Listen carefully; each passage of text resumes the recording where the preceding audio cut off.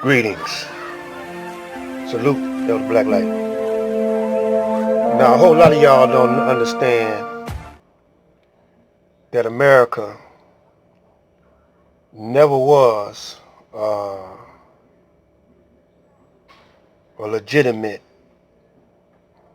never was legitimate. Of course, Caucasians gonna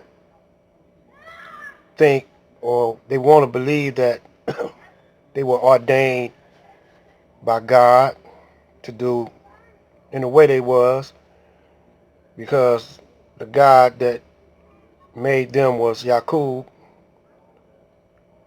believe it or not, taught them trigonometry. And that's why I posted the protocols of the learned elders of Zion. That's why I'm playing the King James or the King Alfred plan. And they told you in the protocols of Zion, they gave you their plan. A lot of y'all can see it working now in today's times. A lot of them still don't get it. And in the black community, all a brother got to do is say black power. And y'all young ones, y'all don't study the past and see that all that in the 60s didn't work. Only one survived after the 60s and was prospering, and that was the Nation of Islam when the Honorable Elijah Muhammad was alive and doing well and swell. But when he passed away, it never was the same. It never was the same. And all the brother had to do was say some familiar rhetoric or familiar talk like the Honorable Elijah Muhammad talked on some instances and gradually changed the teachings over a period of time.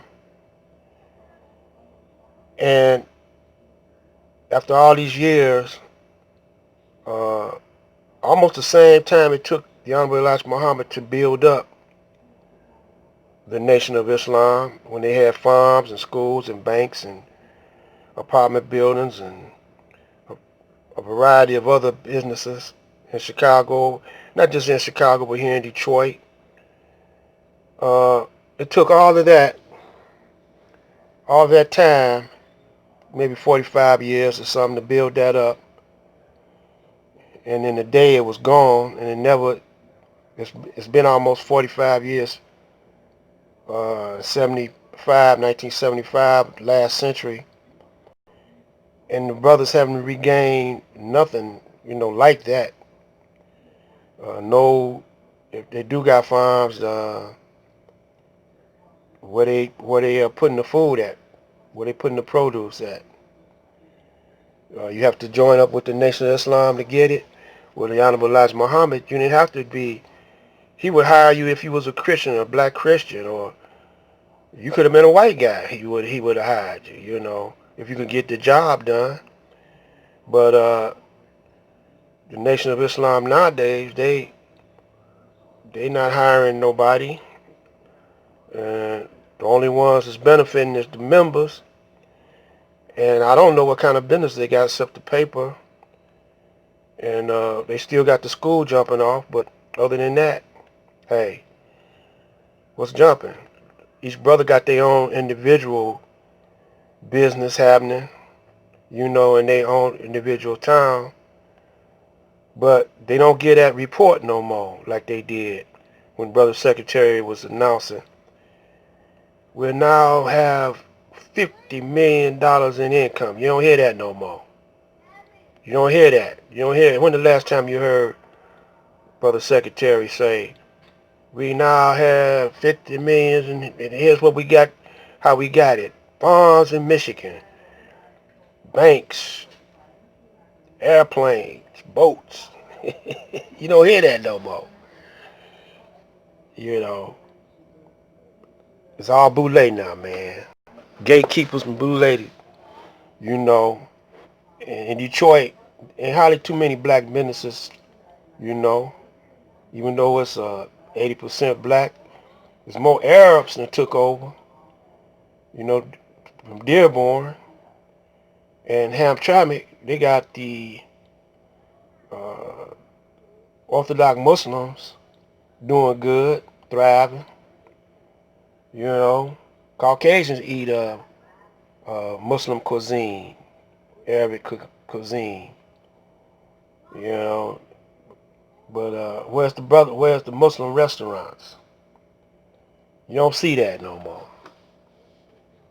You don't see it. So I want y'all to chill with me for a minute. So y'all can't understand why I'm exposing certain brothers that y'all love and support, like Polite and Young Pharaoh, Black Lives Matter.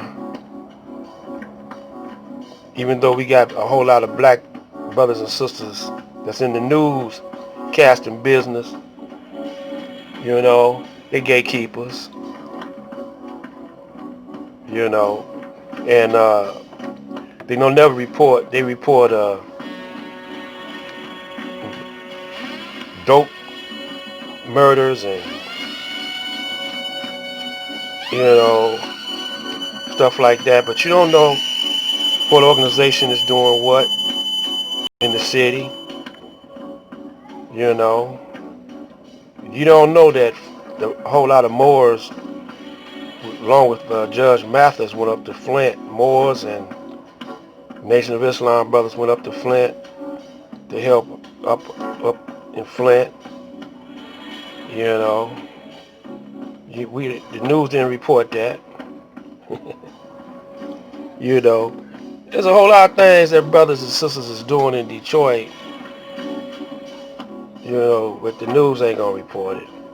Only to their liking, because they gatekeepers. They just report all the murders, black on black crime. You know, but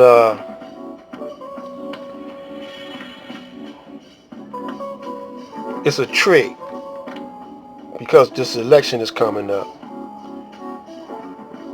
Both of these candidates ain't cool. None of them cool. Biden or Trump. You know, they gonna see which one you gonna go for. Which one you gonna? Of course, most black people are Democrats, the voters, and y'all gonna vote for the lesser of two evils. When you shouldn't be voting for uh, none of them. You ain't got to vote. Who says you got to vote, man? You know, because they're gonna blow it anyway. Trump trying to sabotage it already. You know, Trump trying to sabotage it already, and it ain't gonna work. What I'm doing, you know, trying to enlighten y'all brothers and sisters to certain strategies. One blueprint that we got to follow. Certain strategy we got to follow. The strategy of protesting and King ain't gonna work. You know, that strategy ain't gonna work. So we're gonna get ready to get on out of here.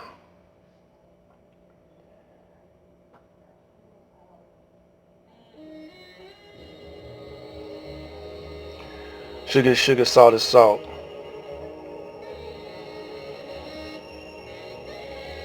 The strategy that the Honorable Elijah Muhammad has expressed to us is either separate or prepare to do battle. Because protesting ain't gonna get it. Marching ain't gonna get it. They're gonna continue to kill us, pick us off one by one. This is Black Light saying, better hurry up and wake up. Sugar and sugar, salt is salt. If this don't wake you up, it ain't my fault. I'm doing the best I can to wake up the black man. Peace.